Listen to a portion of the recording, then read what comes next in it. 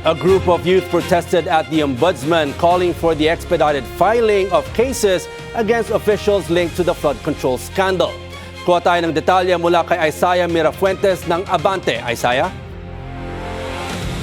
Yes, Robert, nagprotesta nga kanina sa harap ng Office of the Ombudsman ang grupo ng mga kabataan para ipanawagan na ilabas na ang kaso laban kay Senator Joel Villanueva. Ayon sa mga nagprotesta, inaantay na nila ang naging pahayag ni Ombudsman Jesus Crispin Remulla na inihahanda nila ang kaso para kay Villanueva. Nila, matagal na itong sinabi ni Remulla. So bakit wala pa rin silang nilalabas na kaso? Ayon sa miyembro ng Samahan ng Progresibong Kabataan mula sa PUP na si Christian Ancheta, hindi maaaring maligtas si Villanueva sa pananagutan ng dahilang sa paglipat sa mayorya ng Senado. Nila, hindi rin daw maaaring gumaan ang bigat ng kaso laban kay Villanueva at maging bailable ito.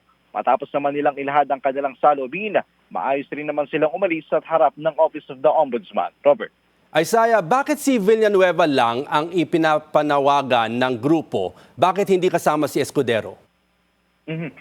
Actually, Robert, according to dun sa mga miyembro nga ng grupong nagprotesta sa harap ng Office of the Ombudsman, ang gusto naman daw talaga nila ay panagutin ang lahat ng sangkot sa flood control project. Subalit daw, itong ang huling nangyari kay Senator Joel Villanueva ay dun daw nila nakita na mukhang ang paglipat daw niya sa mayorya ay may magandang kapalit na para sa kanya. At ito raw yung pinakabagong balita sa ngayon.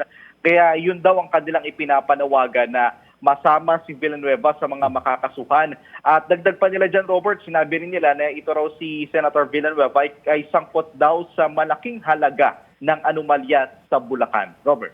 Okay, maraming salamat, Isaiah Mirafuentes ng Abante, nag-uulat.